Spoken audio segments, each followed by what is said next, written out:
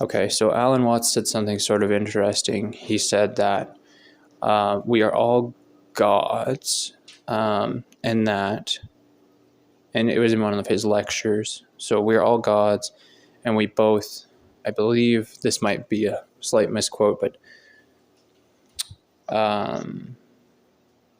we are created by the world, and we create the world.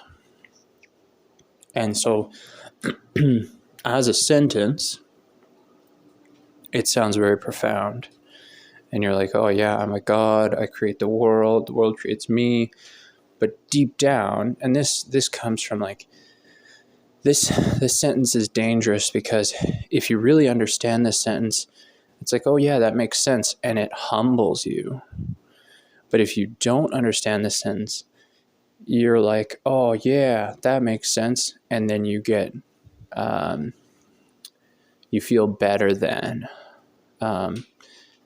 You might feel better than your old self. You might feel better than other people. You might feel better than the world around you. But it has that potential of like humbling or elevating arrogance, I guess. Increasing hubris, maybe. So the idea is, so let's break it down. So the world, so you create the world. Let's start there. So you create the world. So what he means by that, and what deep down that means, is you view the world through the senses that you have available to you. So generally, the senses that we're given on birth, when we're born, is sight, which is the biggest one, the most used, and that allows us to create a visual representation of our world in a roughly 3D model. And because we have two eyes, we have the depth perception to perceive things as three-dimensional, and also have that depth perception of things being closer or further away. Then you have your touch, which is it's forgotten, like on a day-to-day basis. It's sort of not really thought about, but touch is huge. Like if a person did not have the sense of touch, then things like, let's say there's a gentle breeze and it moves your jacket a little bit, or your hair. Let's say a gentle breeze moves your hair, and you would never notice that gentle breeze because you wouldn't feel your hair moving. Or you touch something hot. Maybe it's not super hot. Maybe just you pick up a rock and it's hot, or you pick up an ice cube and it's cold. And first of all, you'd have no sense of the shape of that object other than being able to see it, but you wouldn't be able to sense the shape of it in your hand, and you also wouldn't be able to feel the temperature of it. And those are huge environmental factors that we absorb when we touch anything. So even like when you walk into a room and there's a difference in temperature, you feel that change in temperature, usually first on your face and then maybe on other parts of your body. So this sense of feel, you've got your taste. Obviously it's super important for enjoying food, but also important for sensing acids, acidic foods, basic foods, and poisons. You've got your sense of smell, which is huge. Actually, sense of smell has been connected to memory quite a bit. And so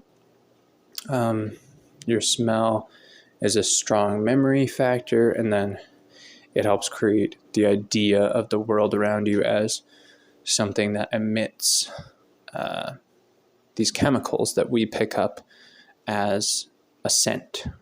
And then, of course, we create scents to put into the world, like air fresheners, and then this makes the world smell. In some cases, in an isolated situation like a house or an office building, this makes the environment smell how we enjoy it to smell. And then, so right there, okay, that's important. And then you have the last one, which is hearing. And there's, of course, proprioception, but I won't talk about that. But so you have hearing, and hearing is big. Like you hear things before you see them if they're out of your line of sight. You don't have to look at something or someone to be able to listen to them and talk to them. And so sound is a big part of the world. Deaf people perceive the world in a slightly different way, and blind people as well, slightly different way. Well, blind people is quite a big different way, actually, because vision is such a big part of our brain function. So right there, so what it means to that you create the world is that when you pick up all these things, that's the world you create. If you don't see something, then that's not part of your world. And if you could see more, like another spectrum, or if you could smell like a dog, then your world would be more engaging and bigger in a certain more. It had more depth, probably would be a good way to put it. So there you go. So you're a god because you create the world, but you create the world through the senses that you've been given. But these senses are a gift. And so you could have more senses, you could have less senses. And if you create the world and that makes you a god and let's say all powerful, and if that was true, then people with less senses, like being blind, would be less godly, and people who were better would have more senses. But that's not true. So that's what that line means, is like you create the world because you have senses. So that's what that breaks down into. Now, on the other side, the world creates you. Now, what that means is, let's say you have all the senses you have, and then you are put in a dark room at 37 degrees Celsius, which is like roughly body temperature, and it's insulated from noise. You can't really hear anything other than yourself, and there's no light, no sense of change in air temperature. So really, you are sensory deprived.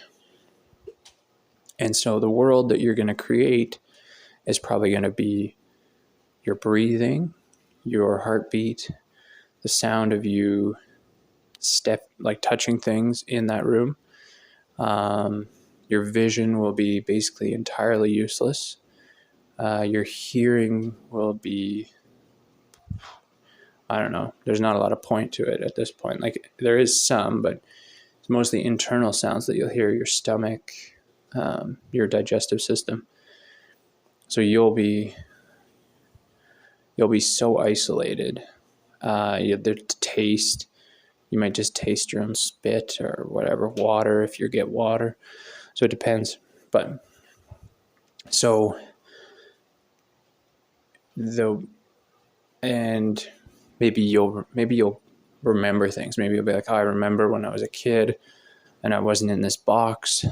But you're remembering a world where you were given input into your senses. And so the world has created that memory because it exists around you. And so your senses in your body and your brain were allowed to pick up on that information, create a memory that you can now look back on. And so if you're in this box, you might remember being in this box in the future. Maybe you're let out of the box. You remember being in the box. And you're like, oh, what a terrible memory. I was all alone. I couldn't see anything. all I could hear was my heartbeat or whatever. But again, that's the world.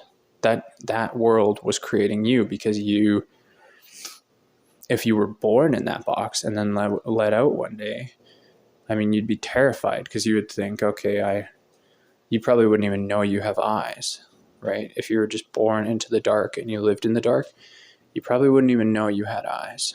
And so that world creates you. You start losing function of your eyes, or maybe you just are always doing things with your eyes closed. And then once, and that experience creates you. You're maybe very timid, very afraid of the light, but then maybe you're let out of the box, you're allowed into the world, you go explore nature, you learn that sights and sounds can be very beautiful and very interesting and very different and curious.